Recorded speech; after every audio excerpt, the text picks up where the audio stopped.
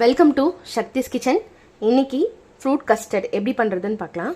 அதுக்கு கொஞ்சமாக நட்ஸ் எடுத்திருக்கேன். முந்திரி, காஞ்ச திராட்சை, இது ஒரு ஆப்பிள், இது ஒரு மாதுளப்பழம், கொஞ்சமாக மாம்பழம் எடுத்திருக்கேன், அப்புறம் ஒரு கப் பால், இது கூட கஸ்டர்ட் பவுடர் எடுத்திருக்கேன். கஸ்டர்ட் பவுடரை தண்ணியில் நல்லா கரைச்சி எடுத்துகிட்டு அதுக்கப்புறமா செய்ய ஆரம்பிக்கலாம்.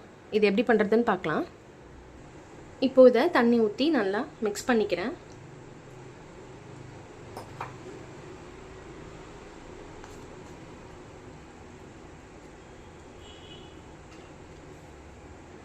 இப்போது இது இந்த அளவுக்கு நல்லா கரைச்சி எடுத்தாச்சு. இது காய்ச்சி ஆறின பால் தான் நான் சேர்த்துக்கிறேன். பால் நல்லா கொதிக்க ஸ்டார்ட் ஆகும். அதுக்கப்புறமேட்டுக்கு நம்ம வச்சிருக்க பழத்தை எல்லாத்தையுமே சேர்த்துக்கலாம். ஃபர்ஸ்ட்டு நட்ஸு, அதுக்கப்புறம் பழமெல்லாம் சேர்த்துக்கலாம்.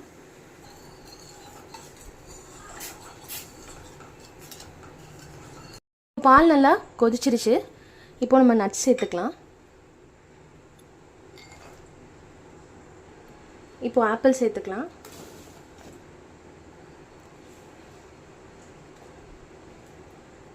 மாதுளப்பழம்,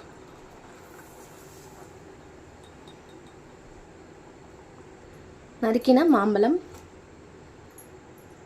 இது எல்லாத்தையுமே இப்போ நான் ஜென்டலாக மிக்ஸ் பண்ணிக்கிறேன்.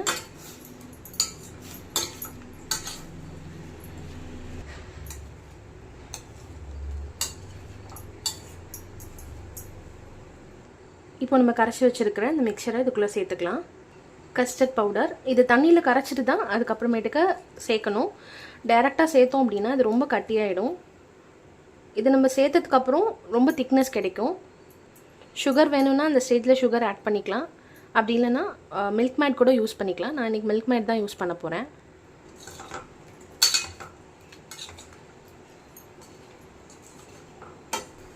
கொஞ்சமாக மில்க் மேட் மட்டும் சேர்த்துக்கிறேன் ஸ்வீட்னஸ்க்கு. வேணான்னா இதை அவாய்ட் பண்ணிக்கலாம். நீங்கள் சுகர் கூட சேர்த்துக்கலாம்.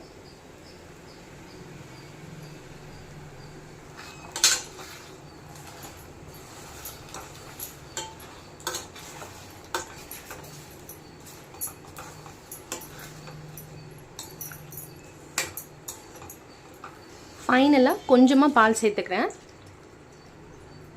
கஸ்டர்ட் பவுடர் சேர்த்ததுமே ரொம்ப கெட்டியாகிடுச்சு. ஸோ ஃபைனலாக கொஞ்சமாக பால் சேர்த்துக்கலாம். ரொம்ப கெட்டியாக இருந்தால் சாப்பிட முடியாது.